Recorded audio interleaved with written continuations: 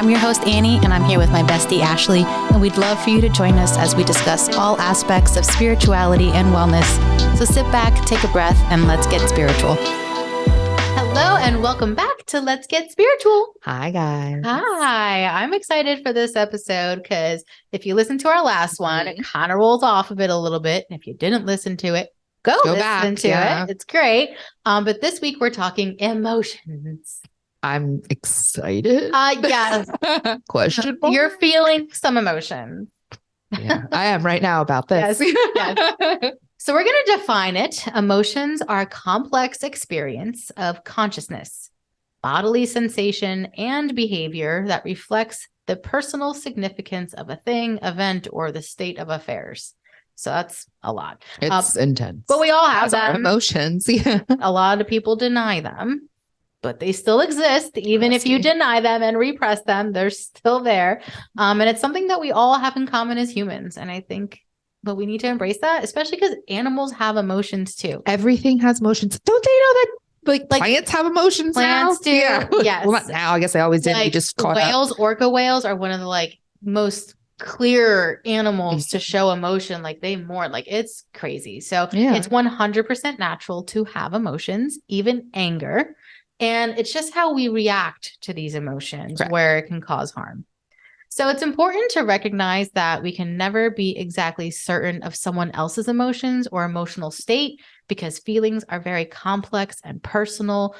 You can experience more than one emotion at the same time. We learned that as getting into adulthood. More than one thing can be true at once. And it's all just a very personal experience. So we should never discard someone else's emotional experience. It's not our place to tell someone how to react to something. Correct. Even if you don't agree, listen, there's plenty of time. Reacting out of not a good place and not a good reaction, it's still, you're not in those shoes. Correct. So, there's plenty of times where I was like, ew, this is really how this person is going to, and then like, oh, let me think about this by not being offended at the fact that this person is having emotions. Yeah. And usually you can kind of figure out why someone's potentially reacting the way that they are. I really feel like there's so much violence in this world today because people can't tap into their emotions properly or don't know how to identify them or work through them. So it's very important to just honor them and honor that other people have them differently. Correct. So sometimes it's hard to be even certain of our own emotions. Like there are times where I'm like, I don't know how I feel. I'm just feeling something. Feeling everything. Yeah. And two people can experience the same exact thing and have completely different emotional responses, like based on so many factors. Like 2 people or 100 people can listen to the same song and every single person will have a different reaction to it. It'll touch people differently. People won't like it. Like it's just wow, it is based on who you are. Yeah. So we're going to dive in a little bit. Psychologist Robert Plutchik, PhD, created something called the emotion wheel. I wanted to print it and I didn't. Floppy. Like a wheel of emotions. It's a wheel of emotions. So there's a few versions of it, and it started off looking like a flower, and it has developed over the years into more of like a full circle shape because we've just dug into these emotions and discovered more. So it was created in 1980, and he believed that emotions serve as an evolutionary purpose. Like there's a reason why we have emotions to our evolution. And he theorized that each primary emotion triggers us to act or behave in a way that furthers our survival. So it's a form of communication within ourselves. Like it's the way our energy is talking to our body. Yeah. Our emotions are telling us about ourselves. And it's great because it starts with core emotions, like in the center of this like flower shape. You guys can look it up. We'll put some resources. I know, because I'm even I'm not by you. I can't see if you have a picture. I know, I don't. Okay. But again, it's a petal, and we'll get a little bit more into it. But it's great because it starts with core emotions, and those core emotions branch off into different degrees of intensity. So there's our core emotions, and then there's the low degree of that emotion, and then the high degree of that emotion. So in the model, there's 4 features of the wheel. The outer edges of this wheel are the lower intensity emotions. And as you move towards the middle, in the center of it is like the core emotions. And then into the center of this wheel is like the hardcore, milder, like most intense. Okay. Because you confused me when you said intense and then mild. So these are like, well, the center is like grows, like the center is like the most turned up version of that specific core emotion. So it's kind of like layers, and like the spaces in between. It's like an onion. Well, exactly. The spaces in between those like core emotions are mixed emotions, where you're kind of feeling a little bit of the transition from one to the next. So the core primary emotions, which these are the ones that are in the middle, and you can either intensify them or there's like a low intensity version, are anger, fear, sadness, disgust, surprise, anticipation, trust, and joy. So if we intensify these emotions to the core of that like pedal to the middle, sadness becomes grief. Like that's like the biggest version of sadness that you can experience. Anger becomes rage. So like trust becomes love. Like that just like develops into those other deeper emotions of that main core emotion. That's making more sense. The description was confusing me. Then there's the least level of these, which are like the outer areas of that pedal. So anger in its least level is annoyance. Like you start off annoyed, then you're mad, then you're furious. Yeah. So it's kind of like, I get it. Yeah. It's making sense. So each core emotion has different levels and different ranges to them. So then there's like the mixed emotions, which are kind of like in between. So like, I don't have the chart. Your sadness might lead to you being angry. Yeah. Something like that. Or you can feel both sad and angry. Oh, that might be frustration. So it's kind of like, I'm feeling a little bit of this, I'm feeling a little bit of that, but it really is just this. Yeah. So the important rule about emotions is to be aware of them in our relationship. So if these are left unchecked, repressed, emotions can and will intensify to that middle section. Even if you're annoyed and you don't address it, what happens? You become angry. Yeah. Or like that frustration, that annoyance just like develops into just deeper stuff. And if you repress emotions, it comes out in really ugly ways sometimes. Correct. So this wheel is a really good tool to help us like look within and check in with our emotions and see where we're kind of at and where our level of intensity is. And really it kind of helps us hone down into exactly what we're feeling, why we're feeling a certain way. Again, emotions help us learn about ourselves. Correct. Yeah. Because if you can figure out what emotion you're feeling, you can then pinpoint what triggered that emotion to begin with and how to get back to it. Yeah. Version of it. So in fact, it's imperative to our health to identify and work through our emotions. For far too long, we were told to ignore them, especially the masculine. Dudes, you've gotten it so hard when it comes to emotions, and you are the ones that express it the most. Like, I hate that any of you were told not to cry because it's girly to cry. Like, that sucks. It's not girly to cry. It's human to have an emotion. You're a human having an experience that is affecting you in a way, whether it's happy tears, sad tears, who cares? You're allowed to have these emotions. And ladies, don't judge the dudes for showing their emotions. That's one thing that drives me nuts. There are so many women in this world that want to complain about how men don't show their emotions. And as soon as they get one, they're like, what is he? I can't handle it. A girl? Like, no, you're an asshole. Emotion. Yes. Like, come on. You gotta equal opportunity. Emotions are for everybody. You cannot judge by gender if someone is showing emotions in a different way that maybe you'll want. Yeah. It's just too much. And we're told for too long to ignore them. And that's not the way. Yes. If you're on a spiritual journey and getting to know yourself more, digging into your emotions is such an important part of that journey. You have to literally do it, or why are you even on the journey? Yeah. You're not going to get to succeed. Like part of the shadow work, the looking into yourself, like the reevaluating the things in your life. Yeah. Just being more mindful and present. You're present of your emotions. You're mindful of them. You feel them. And like, if you're feeling angry about something, that's not a bad thing. Feeling angry isn't bad. It's how you act on that anger that can be bad. Correct. And a lot of people don't know how to just go, I'm angry. Why am I angry? What am I angry about? Where am I feeling it? They're just go, punch a wall. I'm angry. Well, and I think that a lot of people too have issues with boundaries and setting those, because guess what? When I'm angry, I'm going to tell you to leave me alone. I wasn't always maybe that good at it because I didn't always get listened to when I'd asked for that. Yeah. But guess what? She's back. If I'm angry and I tell you to leave me alone, you should respect that, because if you don't, unfortunately, my next reaction isn't going to be, I'm mad, leave me alone. It's going to be, oh, you done fucked up. Yeah. Well, if you feel so angry or so in a place like that about something, that means that there's something that we really care about that like needs to be honored. So if it's your boundaries that aren't getting honored, you're going to be angry about it. Yeah. You're going to voice it. Right. And then that anger is just going to grow into a rage if it's not being honored and respected. Like it's just, we have to honor our own emotions and the emotions of others. Correct. And it's not always fun. No. Because it's not on the timeline or how we want it to go. Or you just don't, like, if someone's sad, again, if I'm sad and I tell you to leave me alone, also listen to that.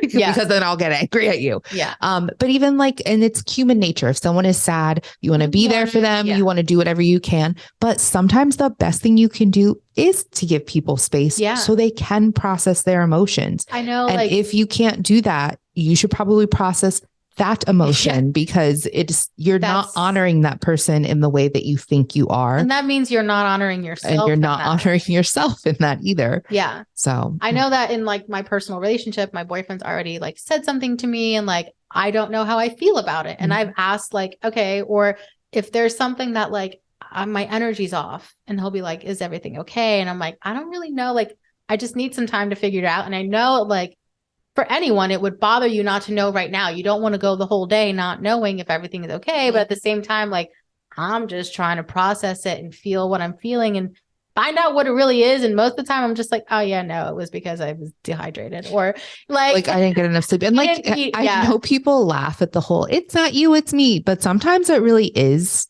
not the other person. It's you. So like it's human nature. The person you love is upset. You immediately want to know what it is so you can fix it. But then you also kind of wonder if it's you. Yeah. So it just like leads to a whole spiral of other things. But sometimes it literally has nothing to do with you. It's just unfortunately affecting you. Again, people have to process their emotions in different ranges when it comes to grief, when it comes to whatever, happiness.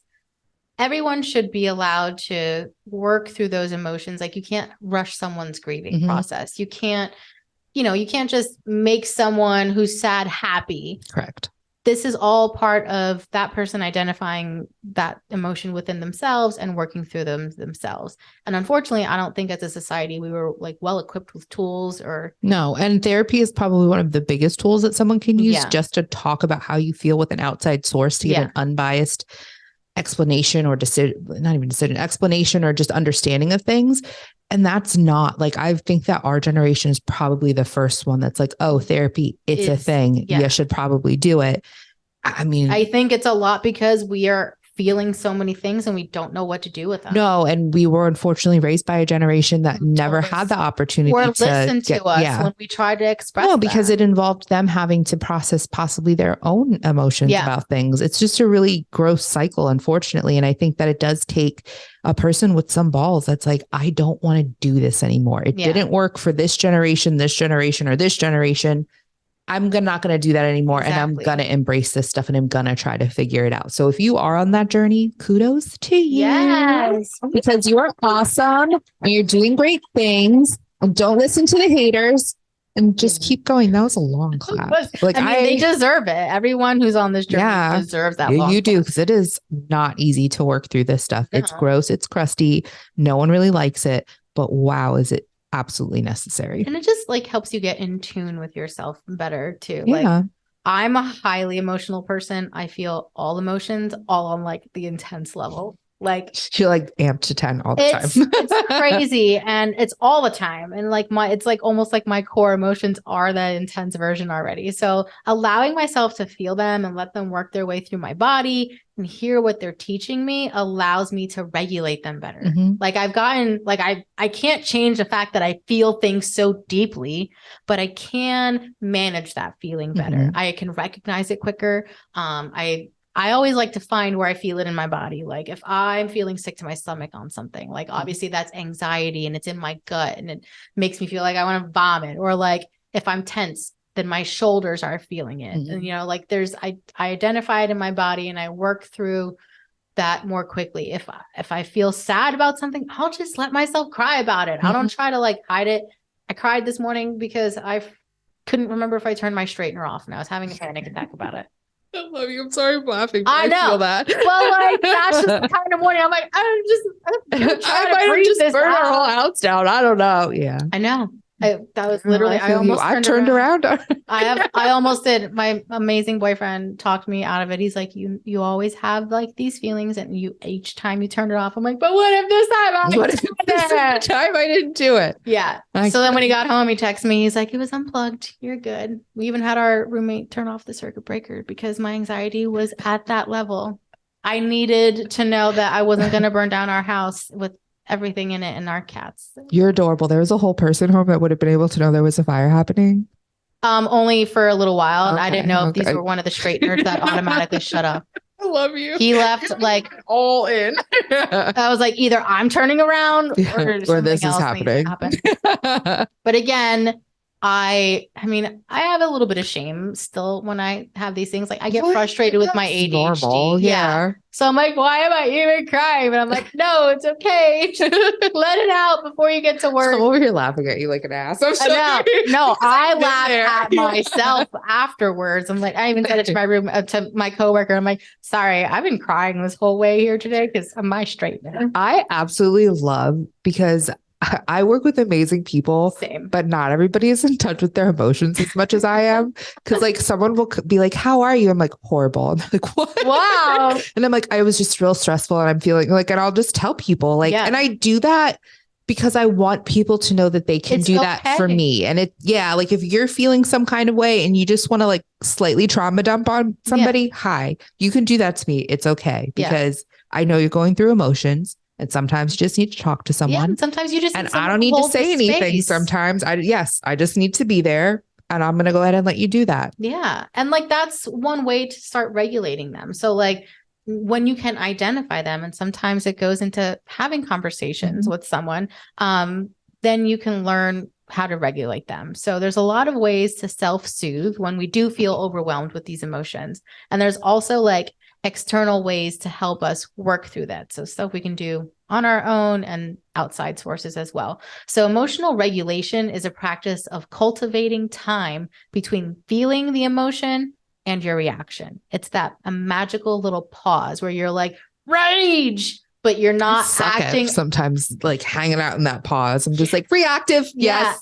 And I think, we're in a reactive society. Everything is instantaneous. There is no pause, there's no breath. And I think that's what meditation and the spiritual path helps bring about a little bit more, is like how to take that pause, when to take that breath, how to evaluate, and just, you feel something, I can react this way or I can react that way. And taking that time is like imperative. And again, and you're gonna fail sometimes. Yeah, a lot. Like if I'm already amped up on a certain emotion and then something else happens, the pause ain't happening. No. And if you're already unregulated, there's no pause. If you come at me with something and I'm like in a calm state, I can pause. Yeah. But if I'm already unregulated and having a panic and I get thrown more stuff, I'm just going to collapse. It's on. I'm going to cry and then I'm going to say maybe something mean, but I'm mostly going to cry. Yeah. And like, this is one thing too, is like, I'm a crier for all emotions. Yeah. And I feel like, and most people associate tears with sadness. No. I have tears of happiness. I have mostly tears of frustration. I have sad tears. I have angry tears. I have confused, shameful tears. Like, just because there's tears doesn't mean sad. Yeah. Tears are the full physical expression of any emotion. Like it's so overwhelming that it's literally coming out of your body. I have no control over it sometimes. No. And I hate when that happens sometimes because like I'll be trying to have a real conversation. I'm like, am I gonna cry right now? I'm not just trying to talk. So it's really good to identify them. And again, if you have to cry, let it happen. Out. Just know that you are expressing it, and eventually it's like a wave. That wave like calms down, and it's good. So again, if you're unregulated, you're going to react immediately. So someone who can practice emotional regulation will take that pause before responding. Sometimes that pause is a few seconds, sometimes it's minutes, and sometimes, like we said, sometimes it's like a day or a couple of days to really process that. So there's also been other studies and models that have created pillars or stages of emotional regulation. Girlfriend, you're giving us visuals without the visuals. I know. Pillars. Get it. And stages. We're not going to go over them today, but like that might be another deep dive into that a little bit. But some of the ways to regulate your emotions are talking with therapists, talking with your friends, and again, consent first before emotional dumping. Yeah, don't trauma dump on your and don't do it all the time. Like if you literally every time you see someone feel the need to hash things out, go talk to a therapist. Don't do that to people. I've had to do that with my own parents sometimes where I'm like, listen, I would love to help you, and I certainly have my opinions on it, but this is like beyond my pay grade. Yeah, like over my head. I don't get paid enough to deal with this. No. I don't get paid at all. So it's already too much. Exactly.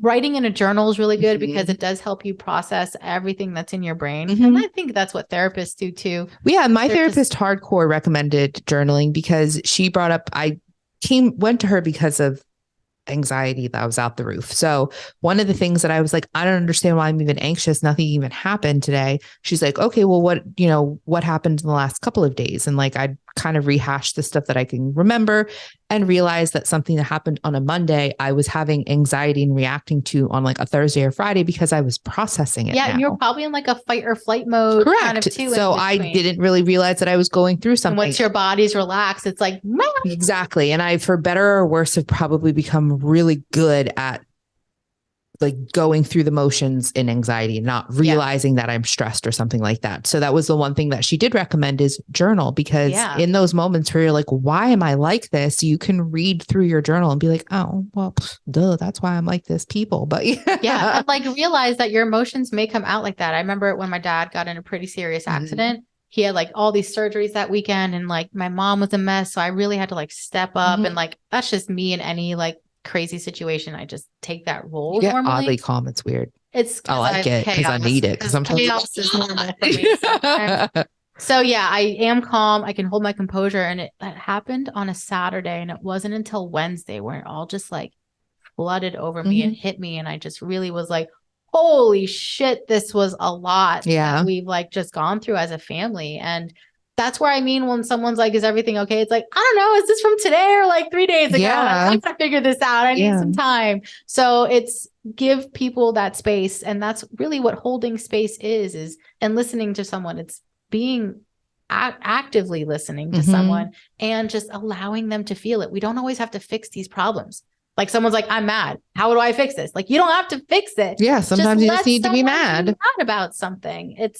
I feel like we get into that, and it's out of good place in our hearts to want to take away people's pain and anger, frustration. But sometimes no one can fix that stuff better than you. Yeah. So at the end of the day, work through it and let that guide you as to how to fix it yourself. Another way to regulate your emotions is through exercise. That's really good to just physically let out some of the stored emotion. Meditation, obviously, our favorite. Taking care of yourself, just taking good care of yourself, eating properly, getting adequate sleep. Pay attention to your thoughts, especially those negative ones. Do something you love, paint, do music, go out with friends, like do things. And then notice when you need a break and take it. Correct. Like there are so many people who kind of push themselves to limits and know they should take a break, but don't actually take that break. You need to honor yourself and those emotions. I like to remind those people, if you don't take the break, your body will take it for you. Yeah, it always happens that way. So these activities are a healthy way to work through our emotions because they contribute to better management of those emotions and they cause no harm. On the flip side, there are very unhealthy ways to cope with very difficult emotions. And unfortunately, this has become common, and we're here to bring awareness, hopefully to show people that there are better, less harmful ways to work through your emotions. So these are some of the ways. And again, we're not shaming. just know that this is just one degree of working through emotions, and there are less harmful, better ways to work through your emotions. So abusing alcohol and other substances, food, sex, porn, gambling, those are all kind of mostly used as escapes, especially someone who's developed an addiction to these things.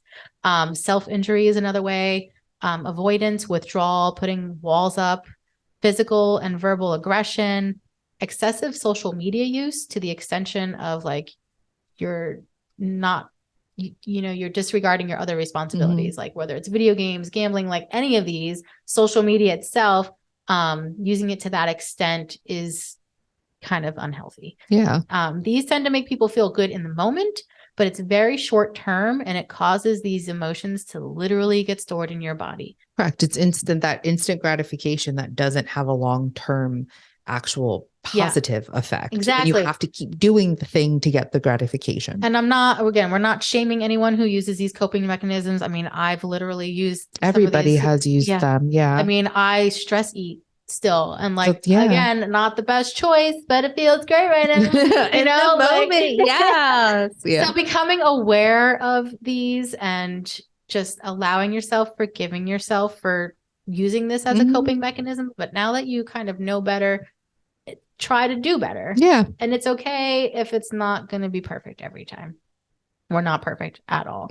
But yeah, there are healthier ways. And especially those most difficult emotions like grief and anger, the ones that just make us really uncomfortable, those are the easiest ones to escape from. So just, again, talk to a therapist if these are some that are on your list of handling emotions. And that would be a great start as to how to learn some better ways for yourself, because everyone's different.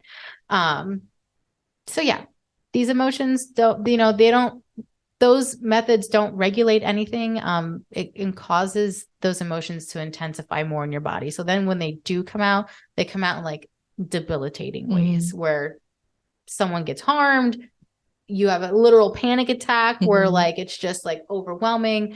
So yeah, if you've been upset about something and you keep it bottled in, one little inconvenience can make you burst into tears. I've literally had that back in the day. I remember I used to just keep so much stuff bottled in, and like the printer wouldn't work right at work. And you'd be like have a mental breakdown. Yeah. Goodbye. I'm going to go cry in the bathroom for about 20 minutes. So yeah, it's important to recognize and identify those emotions that we're experiencing, and then regulate them by providing that pause, that space, talking to someone about it, feeling it in your body, and working through those feelings. And it's kind of uncomfortable, but that's the short really term. Uncomfortable. Yeah. But it's okay because you're going to make it through. Yeah. And like it's a short-term uncomfortableness. Correct. Whereas when you repress these, it turns up to a long-term buildup. It's like chronic. You're going to be uncomfortable either way. You might as well just face it. Get it out of the way. That's going to be a real short period of time versus it's just simmering and festering inside of you. Yes. So honor those emotions, bitches. Oh yeah, it's tarot time. Good break. So excited. I'm excited. I need to take some deep breaths. Oh my gosh, things we haven't done because I re-listened to us. Oh yeah. I don't watch us. I don't know why. I don't mind being on camera, but I don't necessarily like want to watch myself. Even today I was like, oh, Annie, watch my face on the camera because I can't see myself. I'm like, just in case I make like dumb faces while you're talking. But I forget where I was going with all of that. Oh, you listen to us? Oh, we don't talk about our email address. Oh yeah, we do have an email. email. We even check it? I check it. Okay. When I say we, I mean, do you even check it? It's let's get spiritual 1111@gmail.com. Yes. Let us know, like, especially because we are in season 2 now. Yeah. If there's a topic that we discussed that you want us to dive deeper into, let us know. If you have questions, email us. Or you can reach out to us personally. We've had some inquiries about other things, and people have listened to the podcast and mentioned that they listened to it. And again, we thank you all for listening. Yes. Thank you so much. I have my business, The Hidden Gem, where people come for crystal therapy and meditation, and I always tell them about the podcast, and then that always leads to their tarot readings from Ashley. I'm being pushed by the universe to probably start a business at this point, so that way it can make more sense than just having to like email me on my personal email to try to get a tarot reading. Okay, one reading at a time. One reading at a time. But you can find Ashley at A Positive Place on Facebook. And or just reach out to Annie, and then she'll tell me, and then I'll reach out to you. That's been happening the last few times too.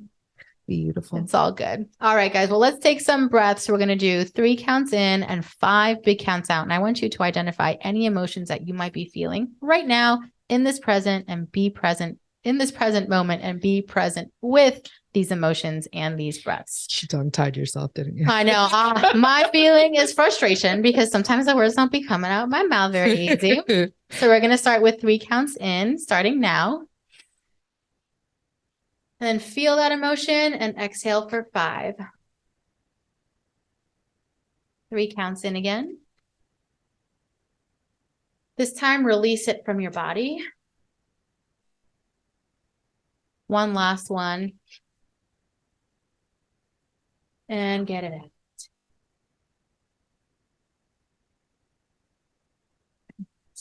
Oh, I'm excited. Because 2 of them popped out in the order.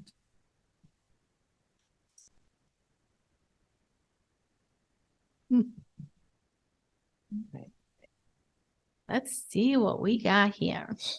There's a lot going on in my head right now. Okay. So we have the Justice card. Nice. The Ace of Pentacles upside down. Okay. And the 6 of Cups. Oh. I also don't think they're necessarily in order, but that's how they came out. Do your shuffle. I do feel like, yeah, you have to like hold space for yourself. I know we were just talking about it, but for me, the Justice card is really, it's you holding space for yourself. Really. Yeah. That's usually when I see this card, I'm like, you need to step into yourself, or you are stepping into yourself, depending on what else is happening. But I do feel that this with this together is definitely the message of stepping into yourself, but like taking that time too. With the 6 of Cups, the girls are literally smelling the flowers. Yeah. And I think that I hear it. You need to take those moments to honor the way that you're feeling, and to stop and smell the roses. I was going to say that. And I'm like, she's going to say it. Yeah. So you need to stop and smell the roses, because that is going to help you. Yeah. It's going to help you to be able to step into yourself, to be able to, hold that space for yourself. And if you don't, you're going to block stuff. It's going to be upside down. Oh yeah. Whenever I see the Ace of Pentacles, to me, that means something is being blocked. And upright, the Ace of Pentacles is literally the universe handing you a treasure. It's like, a little fucking gold coin, like here. And I feel like it's really just a reminder, almost a warning, I guess, too. Like, if you don't take these moments and take these times to work through yourself, to get through those emotions, or acknowledge the emotions, you're going to stop so much goodness from coming your way. Yourself. You're literally standing in your own way. If you feel like things in life just aren't working out the way that you want them to, you're not getting the things that you want. Stop blaming other people. Stop blaming the things around you, and start looking at yourself, because you're the reason that this stuff isn't working. Ooh, they're sassy. Yeah. Like it's your fault. Yeah. Like, but not like in a mean way, but like in a way you need to be recognized. Yes. My job is I should be reading it, but I'm not, because I got the gist pretty quick. The book is called Extreme Ownership. And at first I laughed at it, and it like, I still make jokes about it. So I'm like, oh great, you're giving me a book about how I should blame myself for everything. But it is like, they're like extreme ownership. I'm like, yeah, like you have to take responsibility for your emotions, take responsibility for the things that you do and the way you react to things, because it's not other people's fault. It's not other people's responsibility to fix that stuff. You can't control what happens in your life, but you can control how you react to it. And I think that whoever this resonates with, like, your guides are annoyed with you. Like, you need to stop feeling sorry for yourself and start realizing that because of yourself, that's why things aren't working out the way that you want them to. And that's always like what it comes down to. Yeah. Really. Like, yes, there's things that are happening to you can suck. Yeah. And that's okay. You can also be sucky too. Like, yeah, you can feel the suck, and then you can move on past it, and don't sit in it and fester in it and just marinate in it. Do something about it. And sometimes that doing something about it is just dusting off and recognizing your emotions, working through those things, doing the healthy, proper things that you need to do support to get to a better place, and do it. Stop waiting for someone to do it for you, because that's not how it works. This is reminding me of something I saw where it's like, it was like on TikTok, and someone said like people will literally stay in the negative situation because it's so familiar to them that like doing the scary thing that is the right thing that they know they need to get out of it, or they need to get past this, is like so scary to them that they'd rather just stay in shit. Yeah, I'm straight up still annoyed. Whoever this connects with, you're like, stop it. Stop feeling sorry for your freaking self and do something about it. You whiny. Don't be whiny. You're so much stronger, and you're making yourself so small because you're too afraid to do the thing that you know you're supposed to do. I believe in you. I believe in you too, even though I'm annoyed with you right now. Yeah, you can be annoyed and inspired at the same time. Yeah. Get it together. Getting all these emotions in. Wild. That is last reading. I was like, I'm so happy. This one, I'm like, what's wrong with you? Take action. Dust off. God. It's amazing. Well, thank you all so much for listening. Again, check us out on our personal pages, thehiddengemlv.com and a positive place on Facebook. And thank you so much for listening to this podcast. And I want you all to listen to your emotions. Yeah. And as always, stay spiritual. Yes. Woo! Bye, guys.